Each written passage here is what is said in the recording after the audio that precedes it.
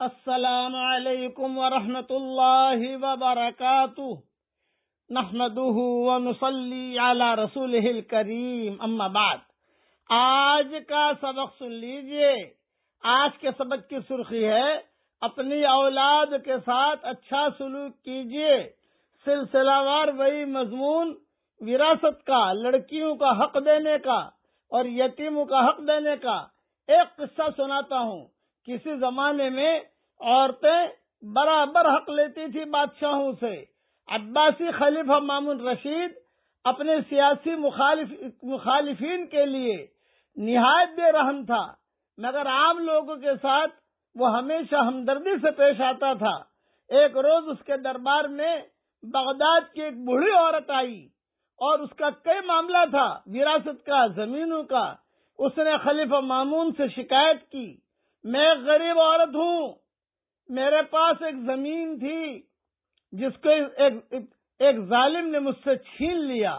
اس زمانے میں بعض مرتبہ لڑکیاں، ایک لڑکی ہے، ماں باپ کا انتقال ہو گیا، بہت بڑی زمین چھوڑی، بہت فلیٹ چھوڑے، اب ایک لڑکی سنبھال نہیں سکتی، تو لوگ جو ہے اس طریقے سے ہڑپ کر لیتے تھے۔ آج کے دور میں بھی ہے کہ دیکھا گیا کمزور ہے، یہ ہے، تو کسی طریقے سے بہانے کر کے اسے ہڑپ کر لیتے ہیں۔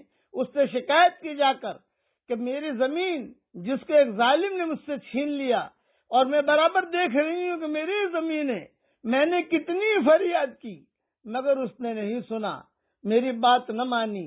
مامون نے پوچھا، وہ کون ظالم ہے جس نے تمہارے ساتھ ایسا سلوک کیا ہے؟ بڑھیا نے اشارے سے بتایا، وہی ہے جو اس وقت آپ کے پہلو میں بیٹھا ہوا ہے۔ مامون نے دیکھا تو وہ اس کا لڑکا عباس تھا، شہزادہ تھا۔ ایسے کام بڑے لوگ ہی کیا کرتے ہیں، لوگوں کی زمینوں کا ہڑپنا وغیرہ۔ مامون نے اپنے وزیر کو حکم دیا وہ شہزادہ کو پکڑ کر اٹھائے اور اس کو لے جا کر بڑھیا کے برابر کھڑا کر دے۔ وزیر نے ایسا ہی کیا۔ اب مامون نے حکم دیا کہ دونوں اپنا اپنا بیان دیں۔ شہزادہ عباس رک کر آہستہ آہستہ آواز میں بولتا تھا، لیکن بڑھیا بلند آواز میں بول رہی تھی مجمع میں۔ وزیر نے بڑھیا کو تنبیہ کرتے ہوئے کہا، آہستہ بولو، خلیفہ کے سامنے زور زور سے بولنا ادب کے خلاف ہے۔ مامون نے اپنے وزیر کو روکا اور کہا، اس کو آزاد چھوڑ دو، جس طرح چاہے اسے کہنے دو۔ سچائی نے بڑھیا کی زبان تیز کر دی ہے اور شہزادے کو اس کے جھوٹ نے گونگا بنا دیا ہے۔ بڑھیا کا دعویٰ صحیح تھا، چنانچہ مقدمہ کا فیصلہ بڑھیا کے حق میں ہوا اور اس کی زمین شہزادہ سے لے کر اس کو واپس کر دی گئی۔ یہ کہا، تمہاری میراث اور تمہاری جو بھی چیز ہے یہ میں تمہیں واپس کر رہا ہوں۔ ہمیشہ یاد رکھنا، سچائی اپنی ذات میں خود طاقت ہے۔ سچائی پر ہونے کا احساس آدمی کو دلیر بنا دیتا ہے۔ سچا آدمی بے دھڑک ہو کر بولتا ہے۔ سچے آدمی کا بیان تضاد اور تصنع سے خالی ہوتا ہے، اس کے کلام میں کوئی جھول نہیں ہوتا۔ سچا آدمی بولتا ہے تو اس کے چہرے پر احساس جرم کا کوئی نشان نہیں ہوتا، اس کی آواز جھجک سے خالی ہوتی ہے۔ اس بنا پر سچے آدمی کی آواز میں قوت آ جاتی ہے، وہ سننے والے کو مغلوب کر دیتی ہے۔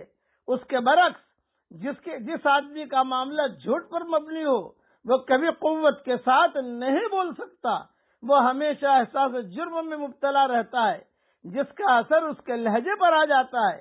اس کا چہرہ بتا دیتا ہے کہ وہ بے یقینی کے ساتھ بول رہا ہے۔ جھوٹ کو سچ بنانے کی کوشش میں اس کے بیان کے اندر تضاد پیدا ہو جاتا ہے، زبان رکھنے کے باوجود وہ بے زبان ہو جاتا ہے۔ جو لوگ اس طریقے سے میراث کا مال ہڑپ کرتے ہیں، ہمیشہ ان کے چہرے کے اوپر کبھی بھی رونق نہیں رہتی، کیونکہ حقوق مارے ہیں، اور یہ حقوق کا مارنا دنیا والے نہیں سمجھتے کہ اس نے اس لڑکی کے ساتھ کیا کیا، اس بہن کے ساتھ کیا کیا، اس یتیم بچے کے ساتھ کیا، وہ کسی کو معلوم نہیں، لیکن آسمانوں پر اس کا بلیک لسٹ میں نام لکھ دیا جاتا ہے۔ اس لیے حقوق ادا کیجئے۔ اب پڑھ لیجئے میرے ساتھ، اس کا امیجز بنا کر بھی میں بھیج رہا ہوں۔ اللہم اجعل حبک احب الی من نفسی وأهلی ومن الماء البارد۔ اے میرے پیارے اللہ، اپنی محبت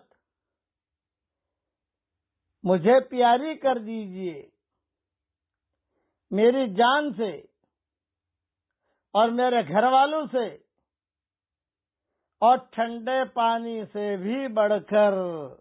یہ دعا مانگتے رہنا چاہیے، اس سے اللہ کی محبت ملے گی، حضور صلی اللہ علیہ وسلم سے تعلق ملے گا اور گناہوں سے بچنے کی توفیق بھی ہوگی۔ اللہ تعالیٰ یہ دعا ہم سب کے لیے قبول فرمائے اور حقوق ادا کرنے کی اللہ ہم سب کو توفیق عطا فرمائے، آمین۔ وآخر دعوانا ان الحمد للہ رب العالمین۔